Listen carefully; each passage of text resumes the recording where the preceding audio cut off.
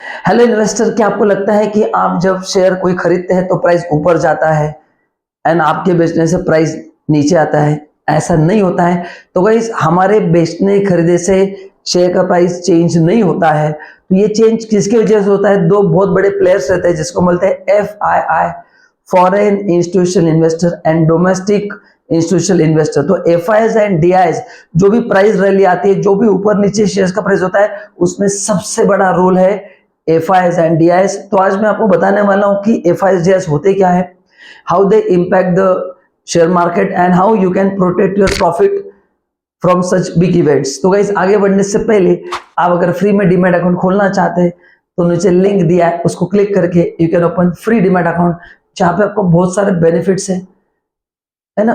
Brokerage कम है, एक साल का AMC फ्री है, there are lot many facilities. तो ये मौका जाने मत देना, क्लिक करना है एंड कृपया हमारे चैनल को भी सब्सक्राइब करना है, बेल आइकन को प्रेस करना है, ताकि जब भी ऐसे अच्छे अच्छे वीडियोस आपके लिए आएंगे आपको नोटिफिकेशन आ जाएगा। तो ये पहले मैं आपको मीनिंग बता दो। पहला पॉइंट, FIs का मतलब है फॉरेन इंस्टीट्यूशनल इन्वेस्टर, इसको फॉरेन पोर्टफोलियो इन्वेस्टर बोलते हैं। एंड DIs का मतलब है domestic institutional investor. No, FIs के 3 कैटेगरीज होते हैं जो सेबी अप्रूव होते हैं, है ना। सेबी अप्रूव होते हैं। पहले जो कैटेगरी होता है उसमें होता है गवर्नमेंट एंटिटी होता है बाहर का लोगों का, उसके बाद सेंट्रल बैंक रहेगा, इंटरनेशनल ऑर्गेनाइजेशन लाइक IMF होगा, वर्ल्ड बैंक होगा, सॉवरियन वेल्थ फंड होगा। ये कैटेगरी 1 में होता है।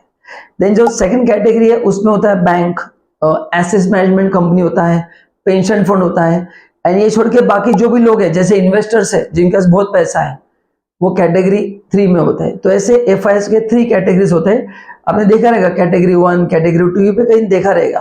तो 3 प्रकार के इन्वेस्टर्स होते हैं, ठीक है। तो ये होते हैं FIs। नाउ DIIs में भी 3 कैटेगरी होते हैं, ठीक है।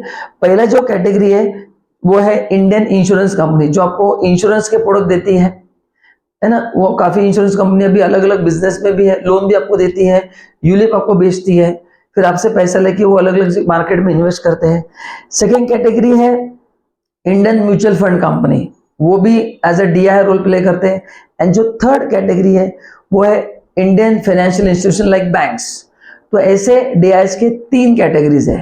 तो यहां तक अपने देखा कि दोनों में डिफरेंस क्या है। अभी जो मेन वीडियो का पर्पज है, how it impact the market, आज अपन देखने वाले हैं। तो जब भी शेयर्स का प्राइस कम होता है, बढ़ता है, तो ये लोग बहुत बड़े प्लेयर्स है, उनके पास बहुत पैसा है। आपने देखा रहेगा शेयर का प्राइस सडनली गिरना स्टार्ट होता है, मतलब FIs बेचना स्टार्ट कर देते हैं। ओके, तो जब भी FIs बेचना स्टार्ट कर देते हैं मार्केट कोलैप्स होता है। एंड जो वो खरीदना स्टार्ट करते हैं तो प्राइस ऊपर जाता है। इतना बड़ा उनका इंपैक्ट है।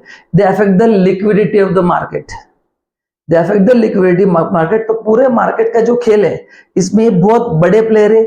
आप में जैसे लोगों ने 2-5 हजार भी शेयर्स लिए तो भी उसका इंपैक्ट नहीं होगा। तो अगर आप इस एक्सपेक्टेशन से इन्वेस्ट कर रहे हैं कि मैं इन्वेस्ट करने का प्राइस बढ़ना चाहिए या शॉर्ट सेलिंग क्या तो कम होना चाहिए, तो कृपया ये भ्रम दिमाग से निकाल दो। ऐसा नहीं होता है। अपन इतने बड़े प्लेयर नहीं है कि अपन मार्केट को इंपैक्ट कर सके। चलो, तो लेट्स अंडरस्टैंड द डिफरेंस। पहला डिफरेंस है, जो लोग बाहर से इन्वेस्ट करते हैं उसको बोलते हैं हम FIIs। तो जिनका लोकेशन इंडिया के बाहर से इंडिया में इन्वेस्ट करते हैं वो है FII। एंड जो इंडिया से ही इन्वेस्ट करते हैं उनको बोलते हैं DII, domestic investors, domestic institutional investor, ठीक है। नाउ थर्ड डिफरेंस है रिस्ट्रिक्शन। जो FIs है ये मैक्सिमम कंपनी के पेड अप कैपिटल का 24% से ज्यादा इन्वेस्ट नहीं कर सकते। इसमें चेंजेस होते रहते हैं तो आपको बाद में वापस चेक करना पड़ेगा, बट मैक्सिमम 24% तक कर सकते हैं। Whereas for DIs there is no restriction, DIs में कोई रिस्ट्रिक्शन नहीं है। फोर्थ डिफरेंस, दोनों का ऑब्जेक्टिव अलग है। If you talk of FIs, उनका जो ऑब्जेक्टिव है वो है short term and medium term profit. And जो DIs है वो लॉन्ग टर्म के लिए रहते हैं। तो दोनों का प्रॉफिट अर्न करने का तरीका अलग है। ये शॉर्ट टर्म मीडियम टर्म है और ये लॉन्ग टर्म के लिए है, ठीक है। तो जब भी ये लोग खरीदना स्टार्ट करते हैं, कौन, DIs FIs, प्राइस मार्केट ऊपर जाता है, ये बेचना स्टार्ट कर दे तो इतना माल बेचते हैं, वो इतना स्टॉक बेचते हैं कि प्राइस धड़ाधड़ गिर जाता है। आपने खरीदने की कोशिश भी की तो देखो नीचे जाता है। आपने देखा रहेगा कि सर हम खरीद रहे थे फिर भी मार्केट नीचे जा रहा था, क्योंकि सेलर इतना पावरफुल पोजीशन में इतना स्टॉक लेके बैठ रहा है कि बस वो बेच रहा है, बेच रहा है, बेच रहा है। तो जब भी कोई ऐसी इंडिया में खराब न्यूज आती है एफआईएस बेचना स्टार्ट कर देते मार्केट धड़ धड़ गिरता है। तो ये सेंटिमेंट पे बहुत ज्यादा काम करता है। This is what I believe.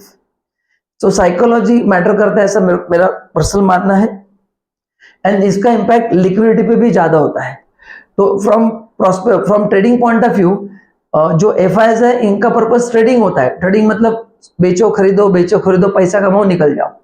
लेकिन जो डीआईएस है उनका जो पर्पस है वो लॉन्ग टर्म होता है। They come here for investor. तो जब भी आप भी स्टॉक मार्केट में इन्वेस्ट करेंगे, you have to define yourself कि आप ट्रेडर हो या इन्वेस्टर हो, क्योंकि दोनों का स्ट्रेटेजी अलग होता है, दोनों के स्टॉक अलग होते हैं एंड उसका टेक्निकल एनालिसिस करने का तरीका भी अलग होता है। तो गाइस वीडियो अच्छा लगा तो लाइक करना। Thank you so much. जल्दी मिलते हैं नेक्स्ट वीडियो में, तब तक मेरे साथ बने रहना। Bye bye.